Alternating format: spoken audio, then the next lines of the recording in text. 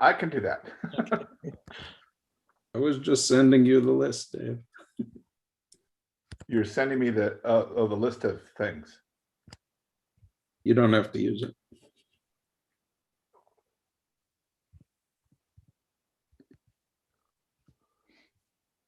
I didn't get it yet. You don't have to use it. Yes. No, that was it. What I'd sent you was it. The announcement.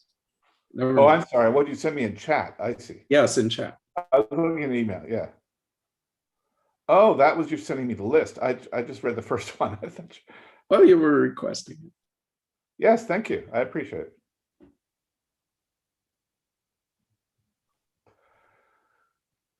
Okay, welcome everyone to the latest edition of the Western Hemisphere Colloquium on Geometry and Physics. We're happy to have a joint talk today from Cumrun Vafa and Cody Long, both from Harvard, and their title, oh my gosh. You can now I lost my window with their title. There's the title, thank you. Non-Holomorphic cycles and non-BPS black branes. Okay. Feel free to ask questions by chat during the talk. I will relay some of those questions to the speakers. And then at the end, please raise your hands to ask questions. Okay. Thank you so much. Thanks for the invitation. It's a great pleasure to give a talk here on the work that we have done. We have just finished actually recently, a few days ago with Cody Long, who's going to be with whom we are sharing this talk, and Artan Shishmani and Shitangya. So it's based on this paper. So I think a little bit of it needs a little bit of explaining what we're doing and what's the motivation, especially between the math and physics audience. Would be useful to kind of go over this. So a lot of things that we do in string theory relies on supersymmetry, and the question is about what happens without it. And so these what we call supersymmetric backgrounds, and they typically involve string theory when we compactify the strings on manifolds which have special holonomies, whether it's Calabi-Yau or G2 or whatnot. And for these kinds of compactifications, we have typically we end up getting stable backgrounds, that is stationary backgrounds. And these are the only known examples we know of string theory which are exactly stationary. So we don't have any other exactly stable solutions that we know of in quantum gravity. On the other hand, supersymmetry, which seems to be a requirement for absolute stability and all that, is actually not true in our universe. In other words, we know that we live in a situation where supersymmetry, even if it's around at some high energy, at the scales that we live in are broken. At low energy, it's broken. So therefore, we have to understand this phenomenon of supersymmetry breaking, even though it should give us some kind of transient features. So as I just said, we live in this non-supersymmetric universe, and we need to understand what happens without it. But this turns out to be very hard. And it's the subject of a number of swampland conjectures of what is possible and what's not possible. And these get related to the possible existence of de Sitter or quasi-de Sitter backgrounds, which is still being debated among string theorists precisely because the techniques that we have are very limited in terms of addressing the dynamics of string theory in such backgrounds. So we need to have analytic tools to address this class of string backgrounds, and this is difficult. So what do we do? Well, one thing is to try to develop those techniques, but instead there's another path we could take, which is an intermediate approach, which is to consider still supersymmetric background, but use supersymmetry breaking states in those. In other words, even if the background is supersymmetric and stable, they still might end up having objects which are not supersymmetric. And these are what we call non-BPS states. These non-BPS states are expected to be unstable. That's one of the predictions we have about these guys. And this instability is not the instability of the background. The background itself is stable, but these objects in it will have to go away. And maybe understanding, first of all, this subclass is a good springboard to the more difficult task of understanding what is the story with the background being unstable. Now, supersymmetric states in the supersymmetric backgrounds, these are states that are inside the supersymmetric backgrounds like Calabi-Yau. We do have states which are supersymmetric, and these have been well studied. And these are the states which preserve some supersymmetry, and prominent examples of them are Branes, which wrap calibrated cycles of manifolds of special holonomy. For example, we can consider Branes on holomorphic cycles in Calabi-Yau, or D-Branes, for example. And they lead to charged BPS branes, whose tension is related to the norm of the charge. So the charge is, you can think about the charge as some homology class on the manifold with integer coefficients, and the tension is proportional to some suitable norm on this charge space. And it has a property that's linear with charge. So if you rescale it by some factor, that tension or mass or what constitutes their energy rescales by that same amount. For large Q, if you take a Q and rescale it by a big number, so you can take this limit, and these will end up they represent macroscopic BPS black holes. So, and that is the way that we can try to get a very massive, for example, black hole or black brane by making these objects bigger and bigger, or more precisely, higher and higher charge. So more generally, what we mean by a macroscopic BPS black hole is such that the value of the mass is big, whether or not it's a rescaling of it could be non-primitive, like taking a Q and multiplying by some factor, or it could be the Q is sufficiently big such that this value is big enough compared to Planck mass. So therefore, we have a definite notion of what it means to be big. And so this is one way of achieving it, by just simply taking a non-primitive class and just rescaling the factor. And these are interesting. Why is that? Because these give rise to black holes or black branes, for which we can use semi-classical Einstein's theory to say something about it. So we have some better handle on these kind of limits from the viewpoint of string theory. For example, we have a prediction based on Hawking, which says that the BPS black hole, the black hole has a certain number of degrees of freedom, and this is called the entropy of the black hole. So the entropy of such black hole is the area of the horizon divided by 4 in Planck units, according to Hawking. And so this kind of thing has been checked in the limit of large Q. You take a Q, you take the large homology class, so you take a Q here to be very large. You then study branes in these backgrounds. You find how many of these there are, and then you take the log of them and you check whether or not that's given by this entropy formula A over 4, where you can compute the A directly using solutions to Einstein equation, which becomes exact in the asymptotic limit when the charge becomes very large. And the technique, one of the successful techniques in trying to prove such a statement is the work we did long ago, which is we construct the BPS string. Instead of talking about the black hole, we talk about the one-dimensional brane, which is string, in one higher dimensional theory. And then we compactify that higher dimensional theory on a circle and wrap the string on this circle. The high oscillatory left-moving modes on these strings represent black holes. And then we use Cardy formula to get their entropy by looking at the high oscillator number. Perhaps since this is a mixed math physics audience, let me just say this is familiar for mathematicians audience. This is usually what's called the elliptic genus.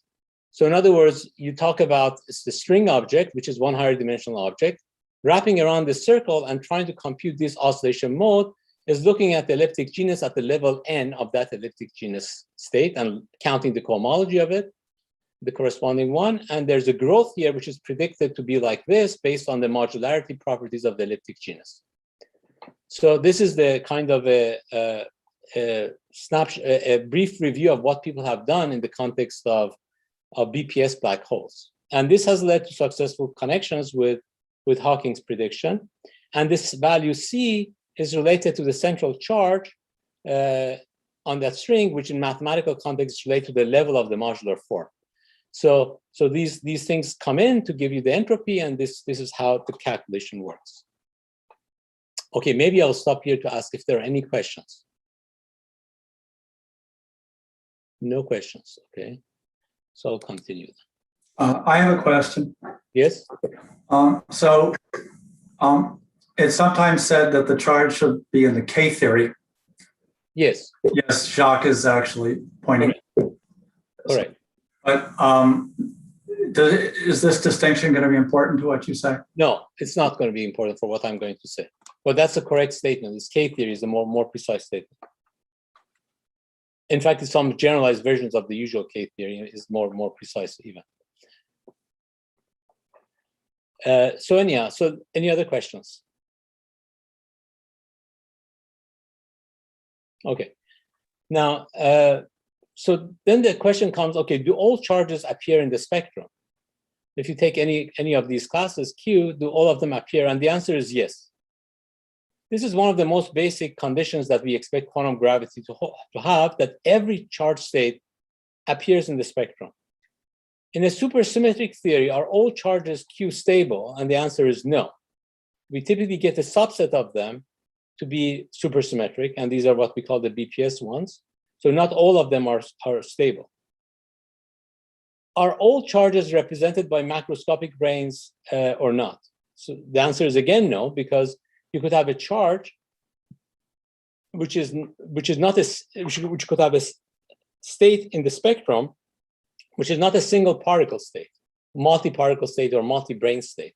So all the charges appear there, but not as single particle state. So not every charge necessarily appears as a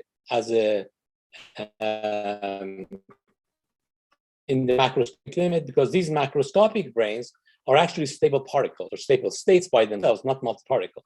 So therefore, not every macroscopic brane is allowed. It necessarily happens in the spectrum. And then, so then you might ask whether the BPS subset appears macroscopically or not, and even that's not true either.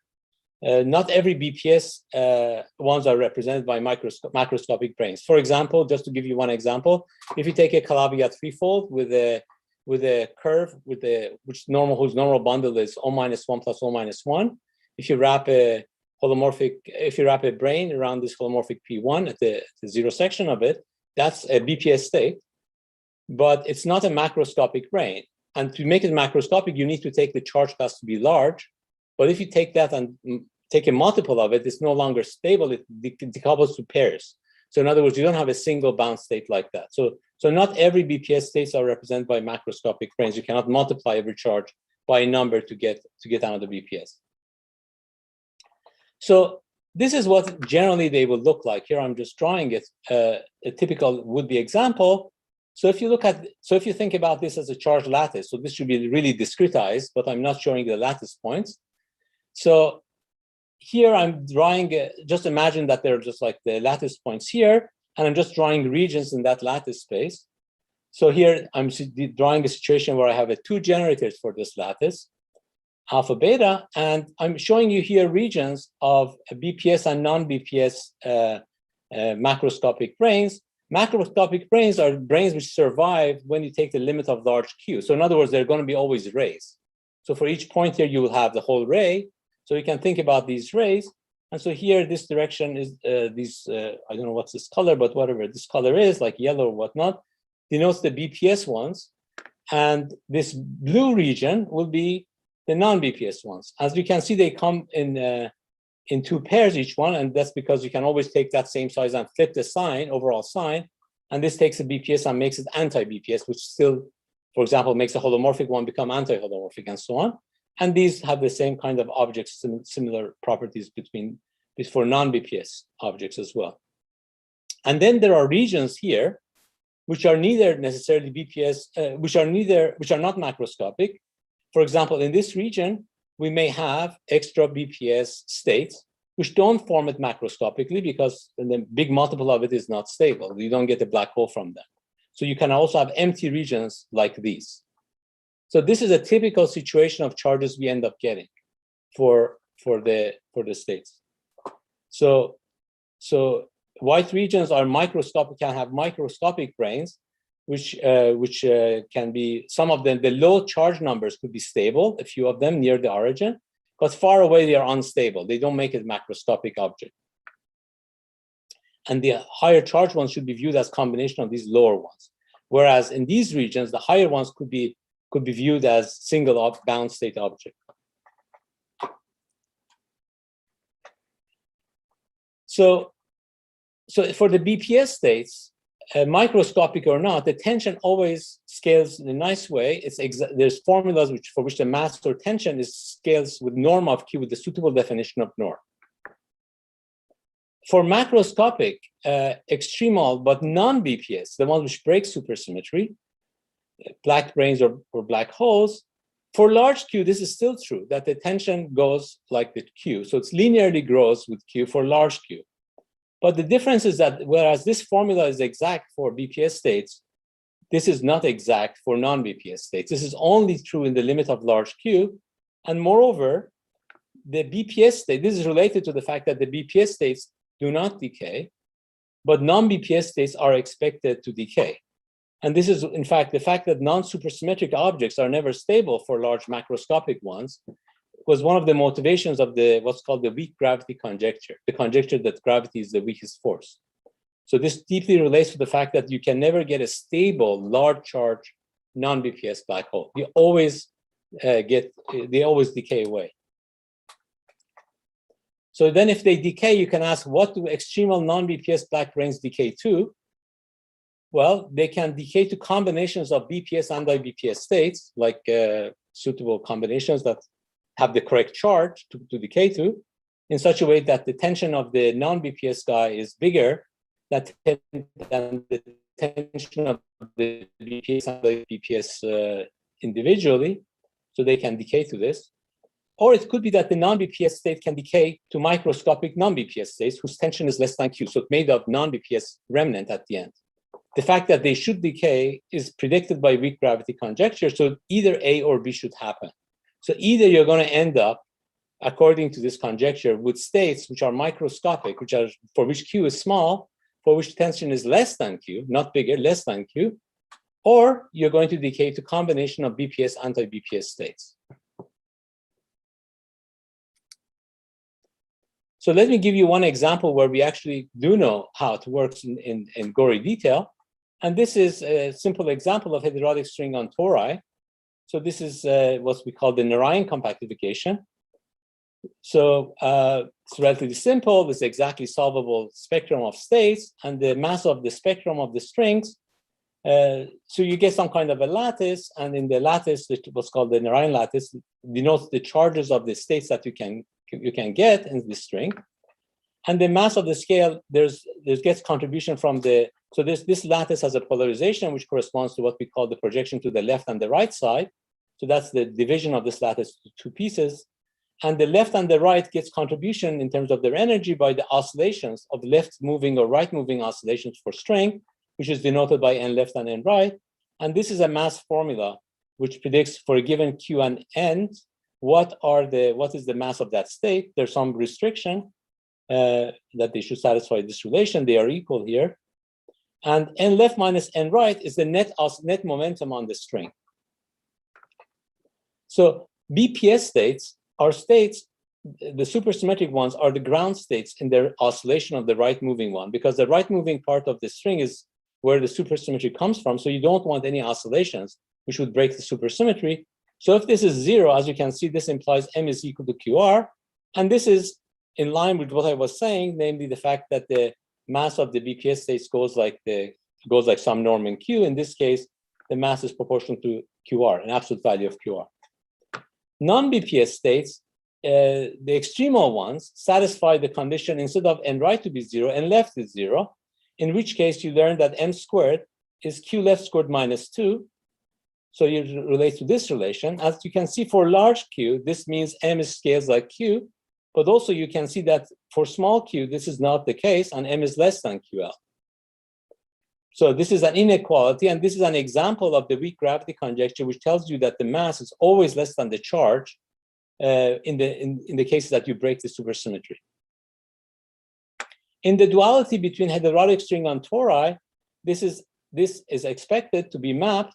This is mapped. These classes are mapped to non-holomorphic curves on K3. So if you take M3 on K3, these states I'm talking about are nothing but non-holomorphic. The non-BPS ones are nothing but non-holomorphic curves inside K3, and this gives you a prediction about what their area is inside K3.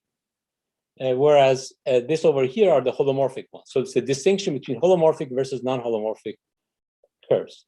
By non-holomorphic, I mean here curves which are not holomorphic, but minimal area with respect to the metric on the K3.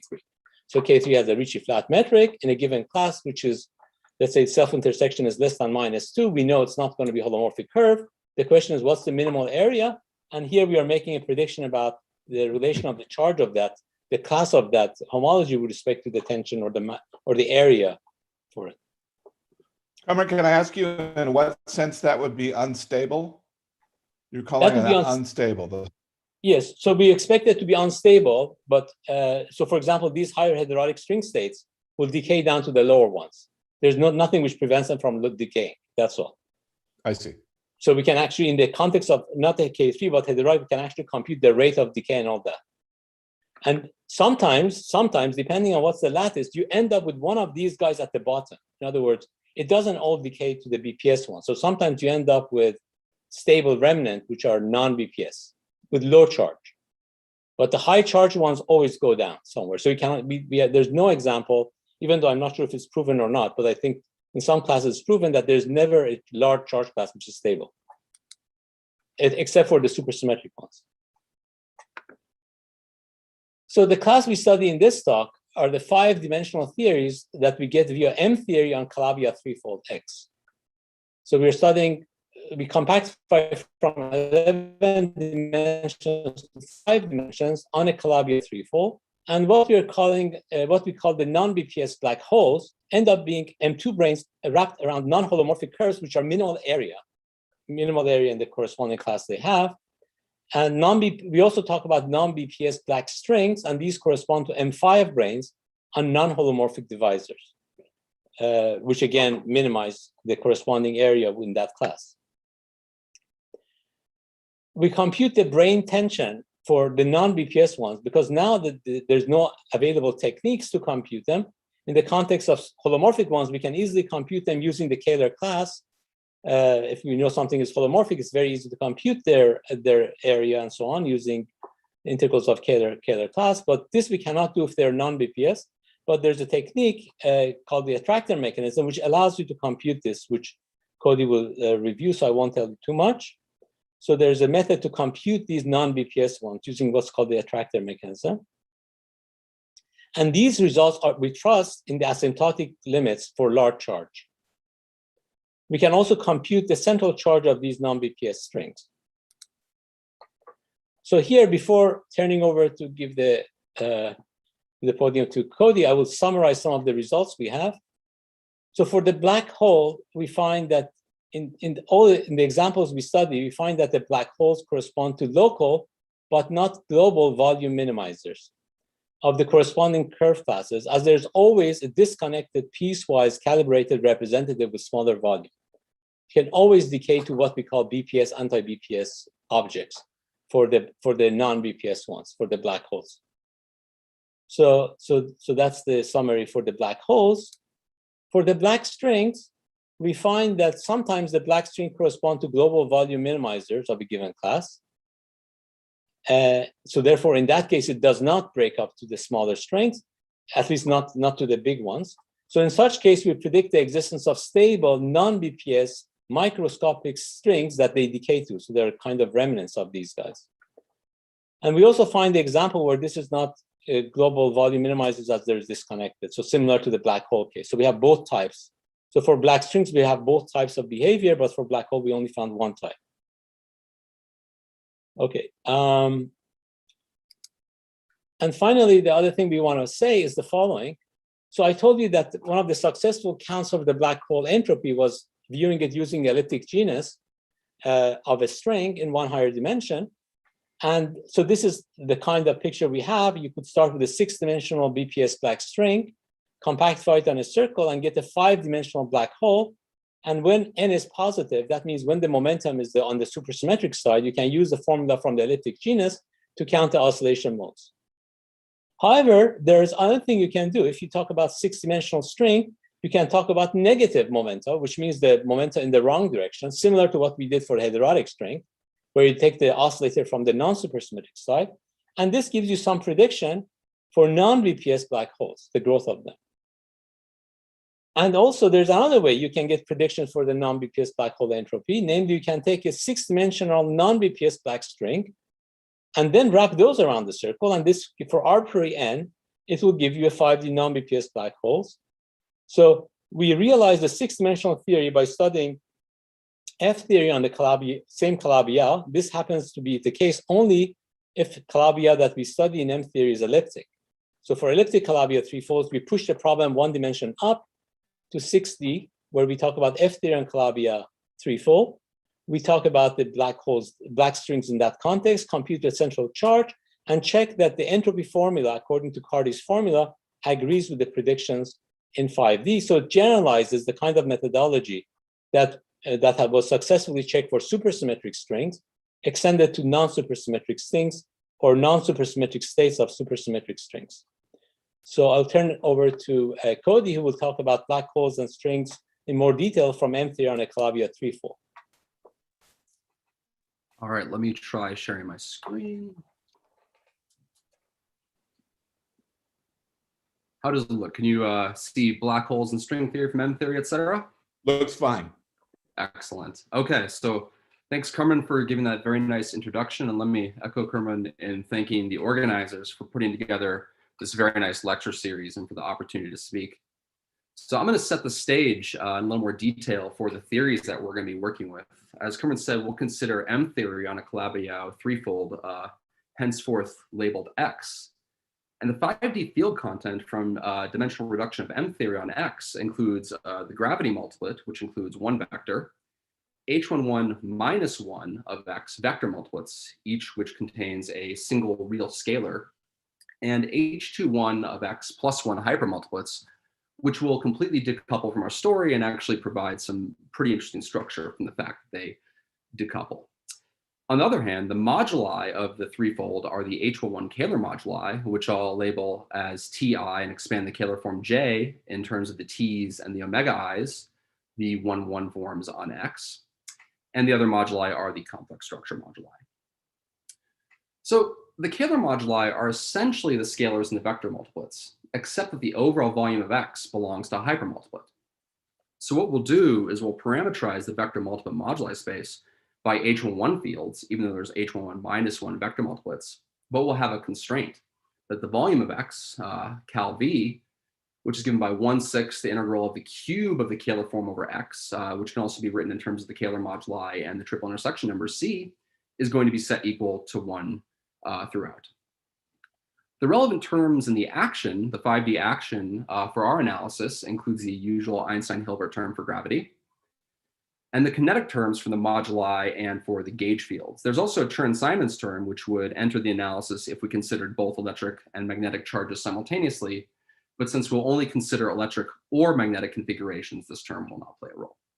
And the gauge kinetic function and metric on moduli space can be written as -1/2 two derivatives of the log of the volume of the threefold, where when we take derivatives, we do not hold the volume fixed to 1. So I've introduced the bulk fields, gauge fields, and gravity. And to construct charged black holes, we need to construct charged objects. So in 5D, we have electrically charged particles and magnetically charged strings. If we wrap an M2 brane around a curve in the threefold, we get an electrically charged particle whose charge under the ith U1 is given by the intersection of the curve, the corresponding curve, with the ith divisor class, where the basis of divisor classes is set by the dimensional reduction of the three-form gauge field in M theory. The central charge is given by the integral of the Kähler form over the curve. And so for a BPS particle, the central charge agrees with the volume of the wrapped curve as measured by the calibrated Kähler form. On the other side, we can wrap an M5 brane around a divisor in the threefold to get a magnetically charged string. The magnetic charges are given by the wrapping numbers of the M5 brane around the ith divisor class. And the central charge is then given by the holomorphic volume of that divisor class as measured by the square of the Kähler form, which can be expanded in terms of the integral of magnetic charges and the 4-cycle divisor volumes, which I'll label as tau I. And so for a BPS string, the central charge agrees with the volume of a wrapped divisor as measured by the Kähler form. So if we introduce enough of these charges, we generally expect a black object to form, be it a black hole or a black string. But the presence of the charge objects will also source the scalars in the vector multiplets and forces the scalars to flow to fixed values at the horizon in what is known as the attractor mechanism. The horizon moduli are then determined by actual minima of the so-called effective potential, which for the electric case is given by the norm square of the quantized electric charges Qi with respect to the inverse gauge kinetic function. And in the magnetic case, it's proportional to the norm square of the quantized magnetic charges Pi with respect to the gauge kinetic function itself. And we've introduced this factor of 4 here as a normalization, so that in both cases we can write the effective potential in terms of the central charge itself and its covariant derivatives di, where the covariantization simply comes from the fact that we're holding the overall volume fixed. So let me tell you a few facts about BPS solutions first. So BPS solutions minimize the central charge. The horizon moduli are fixed by the solution that minimizes central charge. So some features: BPS black holes satisfy an equation of motion where the quantized electric charges are proportional to the holomorphic 4-cycle volumes. So the left-hand side is given by the intersection of the curve that the N2 branes wrap with the ith divisor class. And the right-hand side is proportional to the square of the Kähler form intersected with the ith divisor class.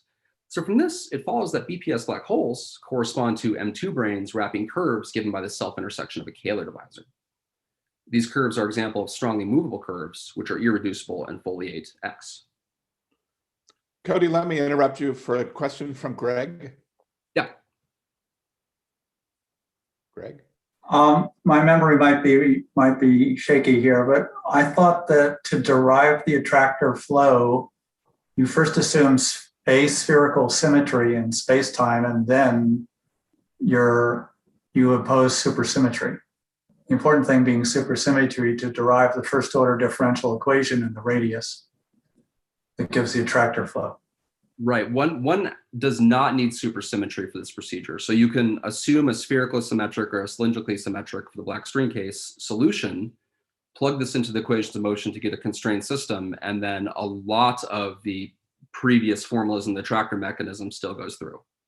So there were developments for both the BPS and non-BPS black holes and black string throughout the early 2000s and more recently for more general objects.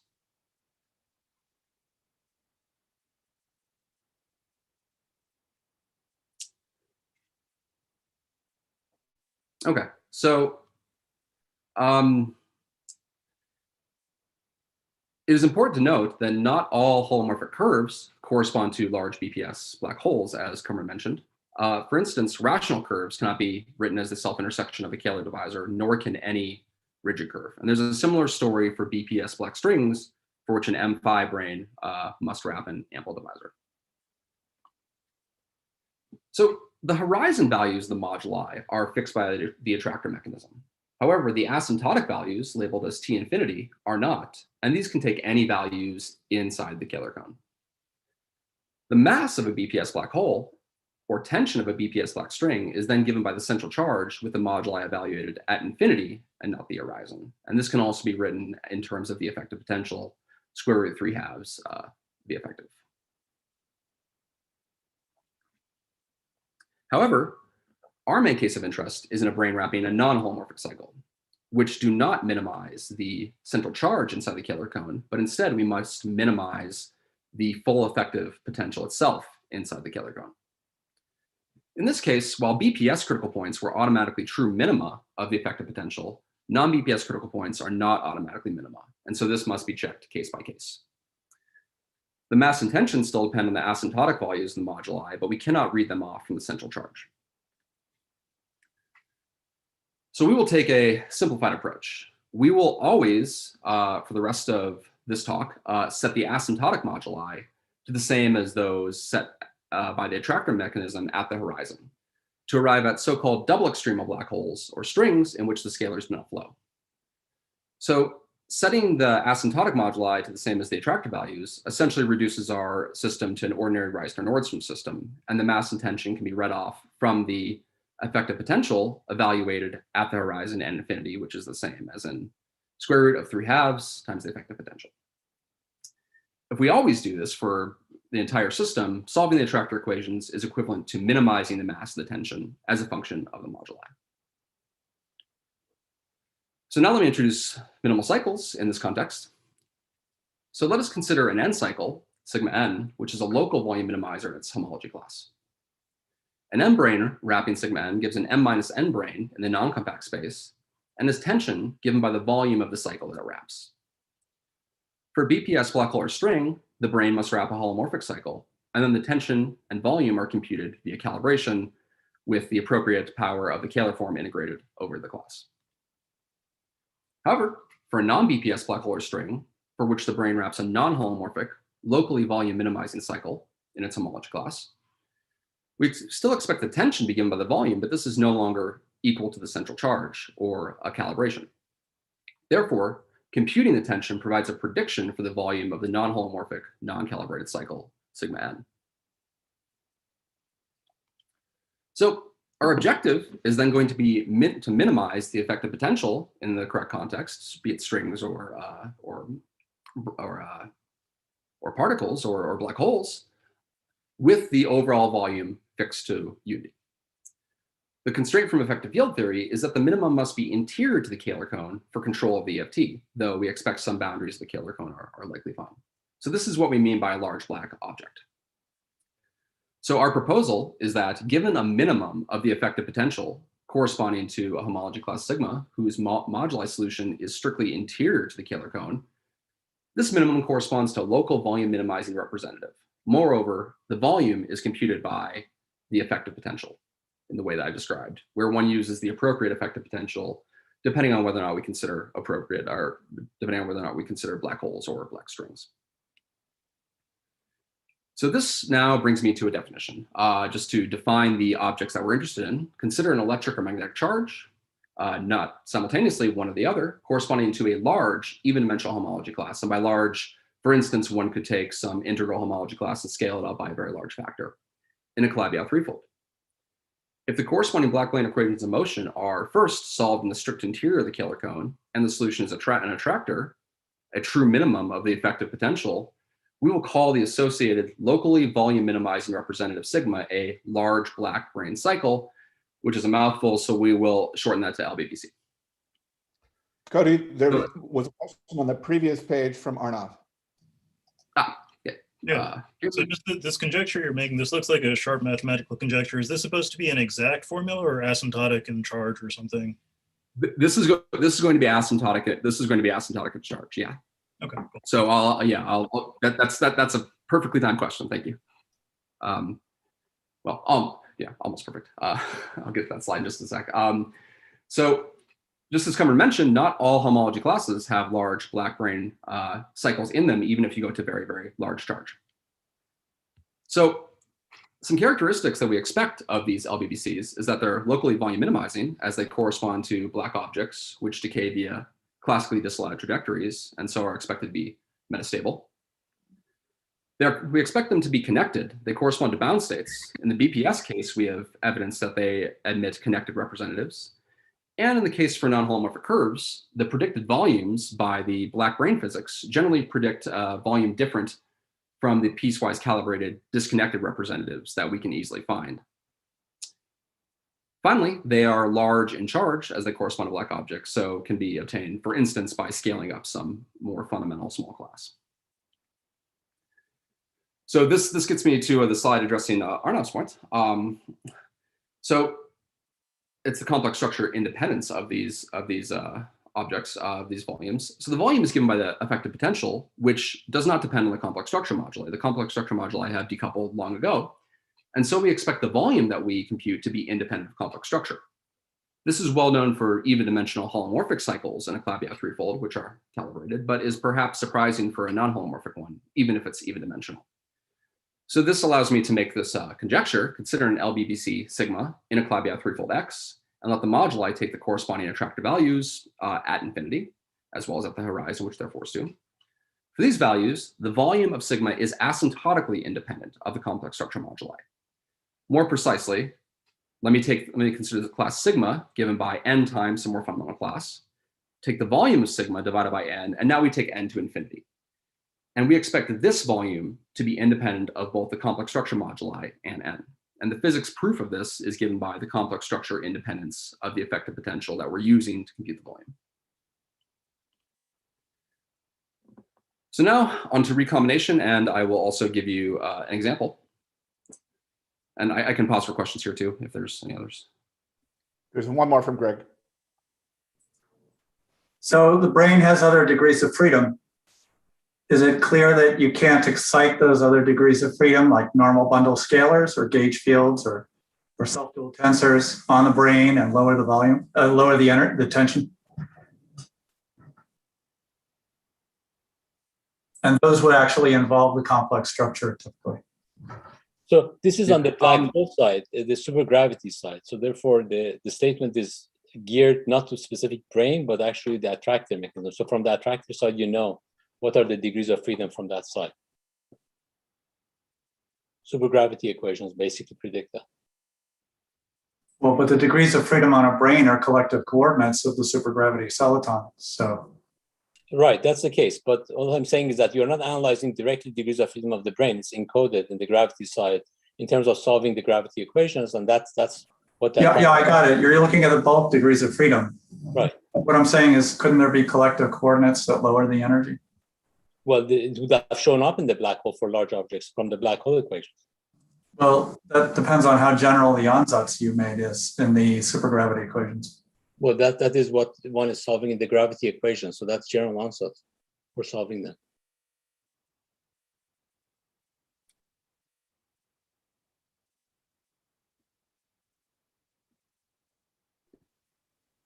Let's let Cody go on and possibly return to this at the end of the talk. Yeah, thanks for the very nice question. So consider an even dimensional cycle in a Calabi-Yau threefold that emits a piecewise calibrated representative, which by piecewise calibrated, I mean given by the union of holomorphic and anti-holomorphic cycles, so piecewise calibrated constituents. The volume of such a representative is given by the sum of the volume of its constituents, each of which is calibrated. So if I integrate the appropriate power of the Kähler form over each piece with the appropriate sign, this computes for me the volume of a piecewise calibrated representative. A question of interest, especially in the field of geometric measure theory, is when is the volume of the true minimizer of a cycle less than the volume of all choices of piecewise calibrated representative? When this happens, we say that the homology class sigma undergoes recombination. That is, the holomorphic and anti-holomorphic constituents fuse to form a smaller cycle.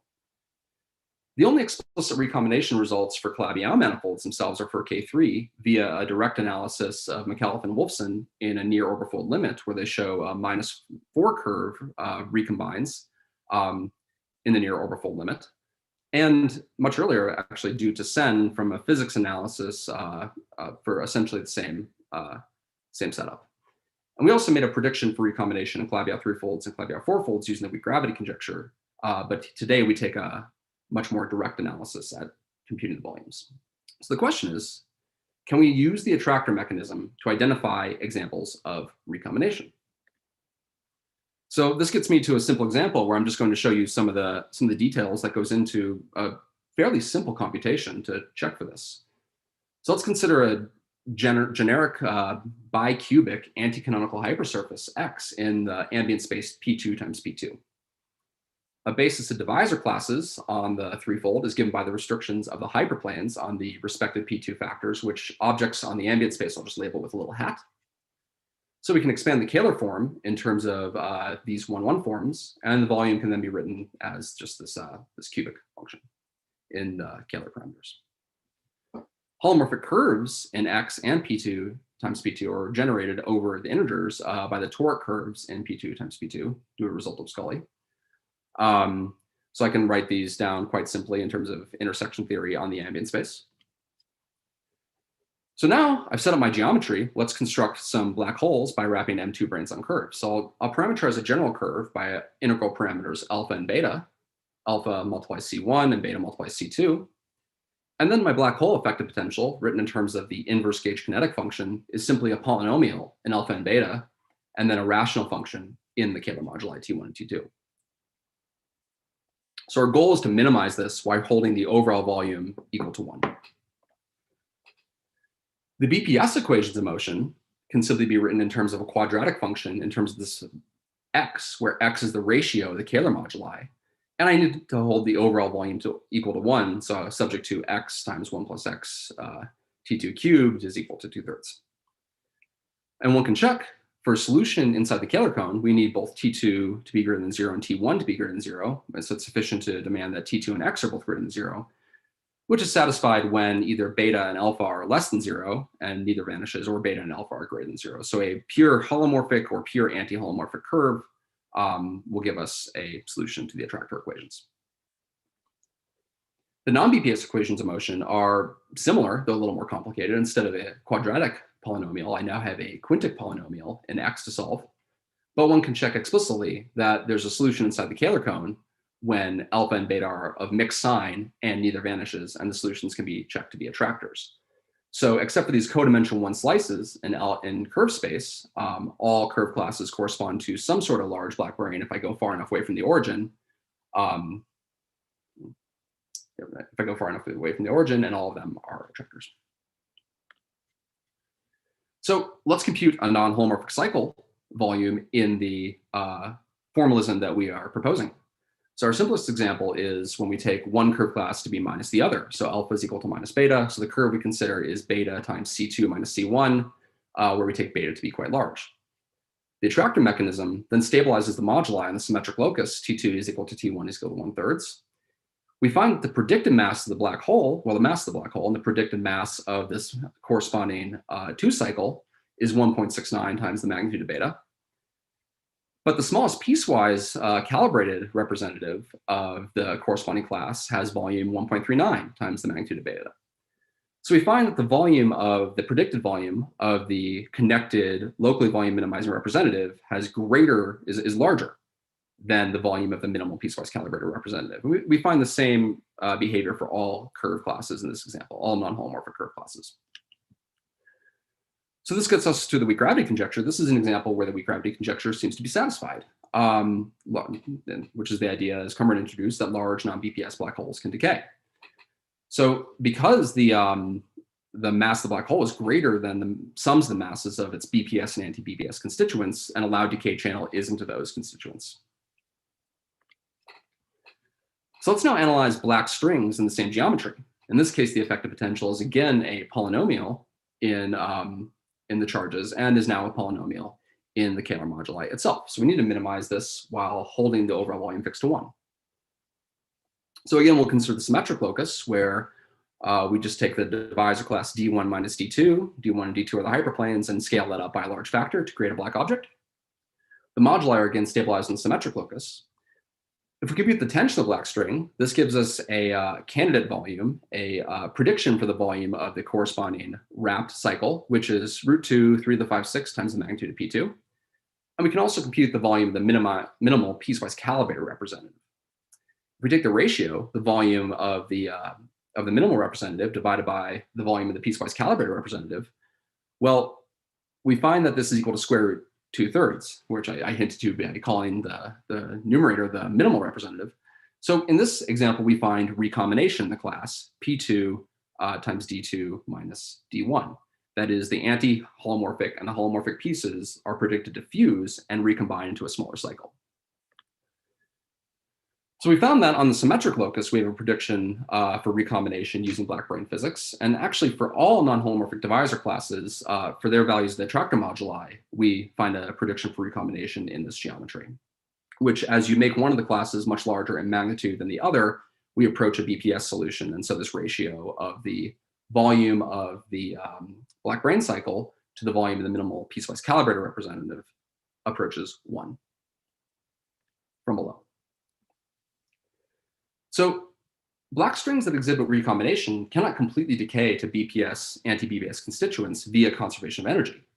So the weak gravity conjecture then predicts the existence of a stable microscopic non-BPS string.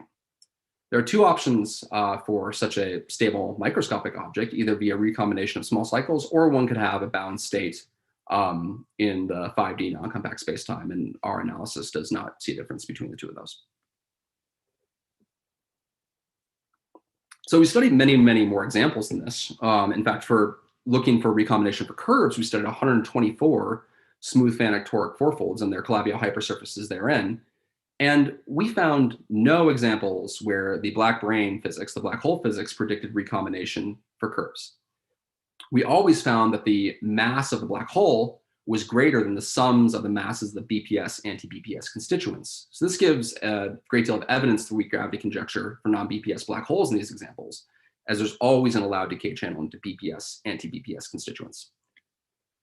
The black strings were different. We found recombination in Calabi-Yau hypersurfaces, including that in P2 times P2 and the tetraquadric in P1 to the fourth. We also found examples where the tension of the black string was greater than the minimal piecewise calibrated representative. So the black strings seem to exhibit both types of behavior, having masses or tensions greater than the BPS, anti-BPS constituents and less than. One possible difference is that divisors generically intersect. So we expect localized modes in the intersection of holomorphic and anti-holomorphic branes, and the condensation, if such a piecewise calibrated representative was somehow nearby and smoothable to a local volume minimizer that's smaller, the condensation could lead to recombination. And these recombined strings predict the existence of stable non-BPS states via the weak gravity conjecture. So far, we have used black branes to search for recombination via direct computation. But this does not give a hint to the physics for why two cycles might combine or recombine. But the black hole formation process might. So we can consider separating the black hole charge into its BPS and anti-BPS constituents, corresponding to an M2 brane holomorphic curve and an anti-holomorphic curve. We can then set the moduli equal to the attractor values and bring a BPS particle and an anti-BPS particle close by, but separated by a small distance, to compute the total force between them. So this is just given by, in the lecture case, the contraction of the inverse gauge kinetic function with the two charges, the charge of the BPS and the anti-BPS. And in the magnetic case, we use the gauge kinetic function itself to compute the force. And this formula includes gravity, E&M, and the scalars, as it turns out. So if we bring these BPS, anti-BPS constituents close together, well, if the force is repulsive, we expect that we need to put energy into the system to form a black hole. So we expect the black hole mass to be greater than the volume of the piecewise calibrated representative. On the other hand, if the force is attractive, well, if we just bring them together and let them go, they're going to collide. And we expect the system to radiate energy as the black hole forms. So one, in this case, might expect recombination. We find that in all examples with recombination, the constituents have attractive forces, but in all examples without recombination, we find repulsive forces, which is consistent with this proposal, except for one example. So consistency of this one example then predicts some interesting behavior. So if we consider the generic Calabi-Yau elliptic vibration over P1 times P1, and we can take the curve class, non-holomorphic curve class in the base, plus the elliptic fiber class, we can form a non-BPS black hole from wrapping this class many, many times with N2 branes. We find, like in all other examples, that the mass of the black hole is greater than the sum of the masses of the BPS, anti-BPS constituents. However, in the attractor background, the force between the M2 branes on the effective cycle and the M2 brane on the anti-effective cycle, so the anti-BPS state, is attractive. So this presents a puzzle. The resolution we propose is that, well, if I take one little particle, a BPS particle, one little anti-BPS particle, and bring them close together, the small microscopic particles are going to form a bound state and recombine, or form a bound state in the non-compact spacetime.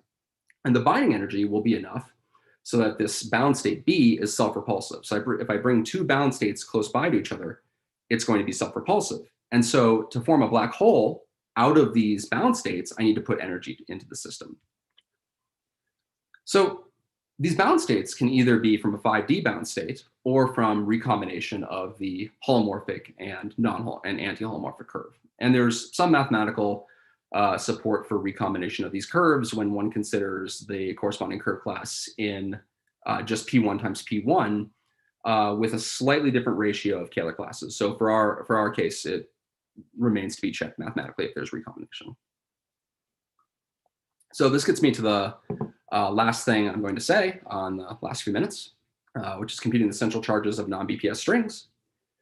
So we've so far focused on measure theoretic aspects, but we can also use these supergravity techniques to learn about the theory in the non-BPS branes, as Cumrun mentioned in the introduction. So we'll compute these central charges in two ways. So in the first way, we can compute the central charge of BPS and non-BPS black strings via the attractor mechanism and the Brown-Hanot formula in a near horizon limit in 6 dimensions. And then we can compactify to 5 dimensions, going from a 6D extremal black string to a 5D extremal black hole. And we can compute the central charge in a different way using entropy and matching with the Cody formula. And we'll find that the results agree in all the cases. So to get the 6D black strings, we'll consider F theory or type 2B compactified on a 4-dimensional base B with 7 branes in the background, which gives us the usual Einstein-Hilbert term. And then we have the kinetic terms of the self-dual 2-form gauge fields, as well as the Kähler moduli. And 6D black strings arise from wrapping D through branes on a curve in the base. The near horizon geometry of these black strings is ADS3 times S3. And again, via the attractor mechanism formalism, we have an effective potential for black strings written in terms of the inverse gauge kinetic function and the electric charges, which can be geometrically written in terms of intersection matrix, the Kähler moduli, and the volume of the base, as well as the charges. And just like in the 5D case where we held the overall volume to 1, in this case, the conventions are to hold it to 1/2 in the formulas I've written down. So let's consider BPS black strings first. The BPS equations of motion are, again, simply that the Kähler moduli themselves are proportional to the wrapping numbers of the D3 branes on the curve, which implies that the D3 branes wrap an ample curve in the base for a BPS black string. This gives a true minimum of effective potential with a positive definite Hessian. And we find that the effective potential evaluated at the horizon is just given by the self-intersection of the curve wrapped by the D3 branes. This is clearly valid only in the case where the self-intersection is positive, but not all curves give valid solutions, which is simply the statement that not all curves with positive self-intersection correspond to ample curves. On the other hand, the non-BPS equations of motion are of a different flavor, and there are only 2 of them. One is that the central charge of the base vanishes, and the other is that, of course, we have to hold the volume of the base equal to 1/2. So this gives a minimum, but with h11 of the base minus 2 flat directions. If we evaluate the effective potential in this background, we again find it's proportional to C dot C, but this time with a minus sign. So this formalism, this setup is only valid for negative self-intersection curves, which includes many non-holomorphic curves in a generic base. But not all negative self-intersection curves are able to actually solve these equations of motion. So for both the BPS and the non-BPS case, we find an agreement for the effective potential value at the horizon, written as the absolute value of the self-intersection of the curve. And if we evaluate the Brown-Hanot formula in terms of the ADS length and the 3-dimensional Newton constant upon dimensionally reducing to the ADS3, or we use central charge function extremization, which is a very convenient method to read off the central charge, we find in both the BPS and anti-BPS case, or non-BPS case, the central charge is given by 3 times the absolute value of the self-intersection of the curve, which agrees with the known BPS case and gives a simple extension to the non-BPS case. So to go from 6D to 5D, we can compactify in a circle to arrive at a 5D black hole with n units of momentum around the circle, where n can take either sign to indicate the direction of momentum. And we arrive at 5D black hole with the same charges by considering an M2 brane wrapping the same curve, but the elliptic fiber n times, as is expected from MF duality. So whether or not a black hole is BPS depends on 1, if the 6D string was BPS, and 2, the relative momentum around the circle. So in our conventions, n greater than or equal to 0 gives BPS. This corresponds to left moving momentum or momentum of the right sign, and n less than 0 gives you a non-BPS black hole. This is wrong sign momentum. So first consider an ample curve in the base, which corresponded to a BPS 60 black string, and wrap the fiber n times. The equation of motion for the black hole, well, again, the Kähler moduli are proportional to the wrapping numbers, and this time, instead of the volume of the base being equal to 1/2, it's set by n and the self-intersection of the curve that's wrapped, which is in agreement with the 60 equations of motion for the relative values of the moduli. This doesn't depend on the sign of n. It turns out that n greater than or equal 0 is the BPS case, and n less than 0 is the non-BPS case, but this should just be interpreted as a non-BPS excitation of a BPS string, the wrong sign of momentum, if you will. The entropy takes the form square root 2 pi times square root of the absolute value of n times the self-intersection of the curve. So matching with the Cody formula, we can read off the central charge as 3 times the self-intersection of the curve, which agrees with the 60 calculation. So now, the last thing I'll mention is that we can wrap instead a non-holomorphic curve in the base, and the equations of motion again give that the central charge of the base, so this alpha only runs over the base moduli in this case, is equal to 0. And the volume of the base is again set by n and c dot c, but there's a minus sign. So again, this is only valid for curves of negative self-intersection. So again, because there's only 2 equations of motion, we find h11 of the base minus 2 flat directions in agreement with the 60 calculation. And via the entropy and matching with the Cody formula, we find that the central charge is given by a simple extension of BPS central charge 3 times the absolute value of c dot c. So let me quickly sum out as I have run out of time. So for the central charges that I just discussed, we compute the central charge of the non-BPS string from 2 different perspectives, 6D and 5D, either from a near horizon ADS3 limit or from the black hole entropy and matching with the Cody formula. And we find that the results agree, and in the non-BPS case are given by a simple extension of the BPS case with an absolute value. And let me sum up the first part of the talk, and then I'll be finished. So we use the attractor mechanism to compute the tension of non-BPS black holes and black strings corresponding to M2 and M5 branes wrapping non-holomorphic curves and divisors respectively. So this provides a conjectural formula for the volumes of locally volume minimizing connected representatives of their corresponding homology class. In the black hole case, where we had M2 branes wrapping curves, we found a great deal of evidence for the weak gravity conjecture, since the mass of the black hole was always greater than the sum of the masses of the BPS and anti-BPS constituents. In the black string or M5 brane on divisor case, we found some slightly different behavior. We found examples that predicted recombination. The holomorphic and anti-holomorphic constituents fuse to make a smaller cycle. So in this case, the weak gravity conjecture predicts the existence of a stable microscopic non-BPS string. And with that, I'm finished. Thank you very much for your attention. Let's thank Cody and also Cumrun for a very nice joint talk. Thank you. It's time now for questions, and I'm going to start. I'll ask you to raise your hand if you have a question, but we'll start off with Greg, who had a question that I didn't catch before the talk ended. Oh, that was a technical question. If you have flat directions, then I would think, and no supersymmetry, then I think you would have to worry about quantum corrections. But it's related to the broader point I was raising, which is that if you have these non-supersymmetric situations, then there's this whole subject of tachyon condensation. And so there can be other degrees of freedom. Cumrun's answer to me was, oh, we're doing supergravity and not branes, but I don't really buy that because the degrees of freedom on the brane are collective coordinates in a family of supergravity solutions. So it might mean you just didn't have a broad enough ansatz in the supergravity. Anyway, there could be, maybe it doesn't happen in your examples, but it could be that there are other degrees of freedom that would change the formula for the energy. And since you're not in the supersymmetric case, there can be these kinds of tachyonic normal bundle scalars and perhaps other things.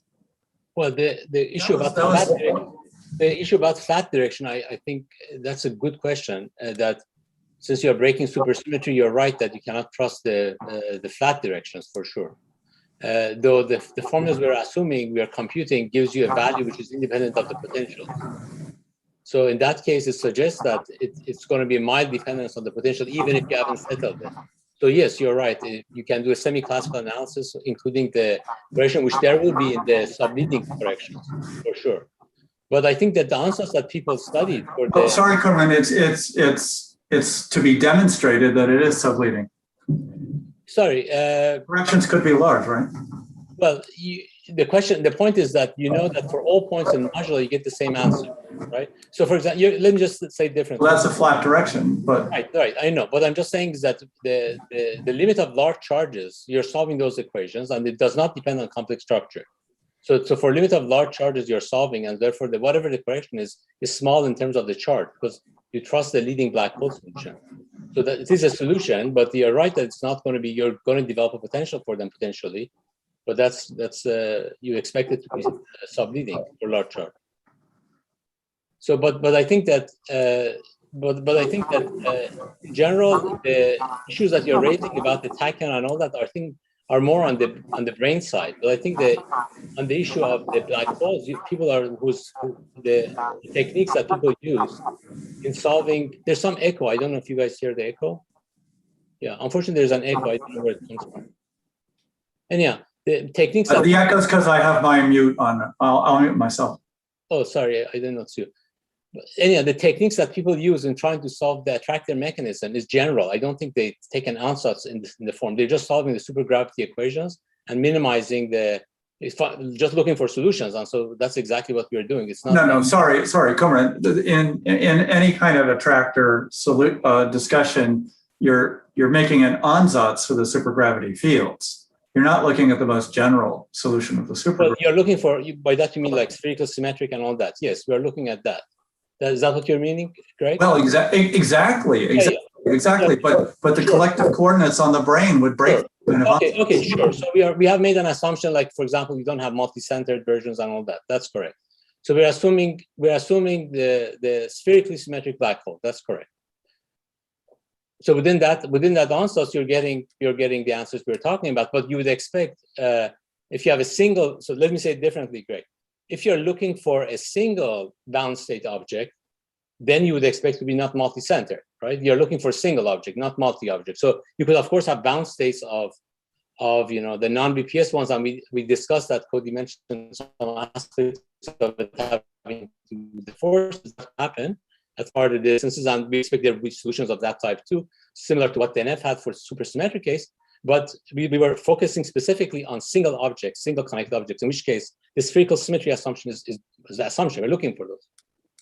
Oh, no, Cumrun, I'm not so much worried about the multi-centered stuff, although that could be relevant. But I was thinking more about normal bundle degrees of freedom.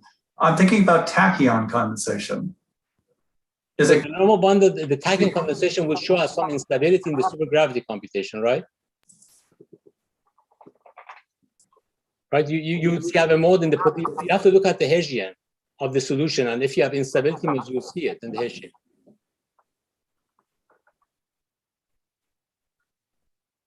Well, you have to look at the Hessian, including the normal bundle.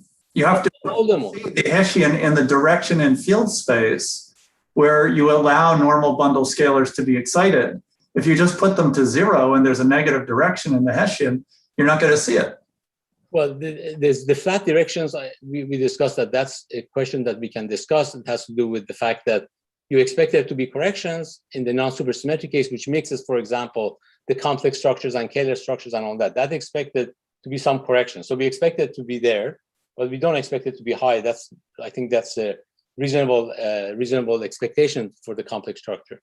But I think that the instabilities that you're saying should be visible at the level of if you assume it's a spherical ansatz, which we are taking, the instabilities, and we do check the Hessian. So you do see whether your solutions are stable or not. So you do look for. Sorry, Cumrun, I'm not saying that this is going to happen. I'm not trying to say you're wrong or anything like this. I'm just saying that there's something further to be looked at. Oh, there are many things to look at. Haven't excited those degrees of freedom. Right. You can't say whether or not the Hessian has negative eigenvalues in those directions. Right. So there's going to be some flat directions that we don't know whether it's going to go down, it's going to go up. So there's going to be quote unquote mild tachyons potentially by mildly going in some direction. If that's what you mean, yes, that certainly is something that I expected to happen for some cases, because I do expect the complex modular to show up at some level because you're breaking supersymmetry for these guys. So yes, indeed, I expect them. It's natural to expect that they will be important at the subleading level, but it remains to be proven. Yeah, let me also just mention that this doesn't completely resolve the issue, but in the K3 analysis that was performed by Sen, the analysis involved essentially a D2 brane and an anti-D2 brane on non-intersecting curves, where the tachyon condensation then led Sen to conclude that there was recombination in that class as the cycle between shrunk really small. So the tachyon condensation in that case was evidence for recombination between an unstable D2 and anti-D2 configuration. Okay, good. I mean, that's all I'm saying is that I think tachyon condensation has to be taken into account. I mean, since you're saying you have independence of the complex structures, you have flat directions, which in the new non-supersymmetric case can lead to negative contributions to the energy. Right. So from the perspective of the BPS anti-BPS constituents, the piecewise calibrated representative, we if we wrap Branes on that, we do expect that there is some sort of instability in that case, and tachyon condensation could lead more generally to recombination, but that's not a proof.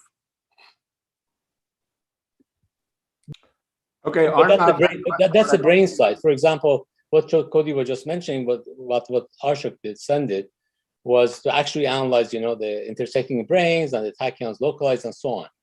The gravity side is not what that is necessarily about. So the gravity side and the other side is something that the gravity equation should see that. For example, the fact that the BPS mass is less than or more than the constituent is something that supergravity can see regardless. So it hints that there should be recombination or not. I think this dichotomy between gravity side and brane side is a bit of a false dichotomy, because the degrees of freedom on the brane can be interpreted as the collective coordinates in a family of supergravity solutions. Well, for example, Greg, in the context of the black hole entropy, how do you account for the entropy of the black holes? In the supergravity, it's just the area of the horizon. It has nothing to do with the homology of the branes. Naively, that's the duality. It's not a trivial statement. You're going through a lot of dualities to get there.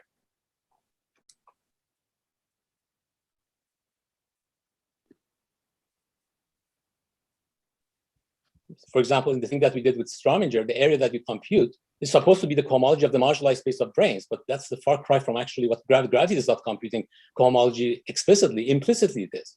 So I think it's not a false dichotomy. I think one is, it's a usual holography. One is in the boundary, one is in the bulk. So that's certainly what is going to happen also here. You're talking about the boundary degrees of freedom, tachyon, and all that, which indeed there would be in that language, the description, but the bulk is a completely different description of the same thing. The physics is the same.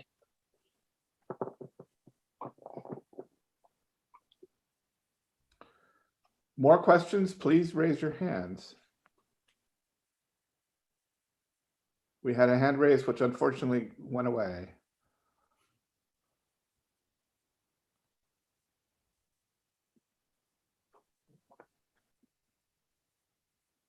Well, in the absence of more questions, let's thank Cody and Cumrun again for a very nice talk.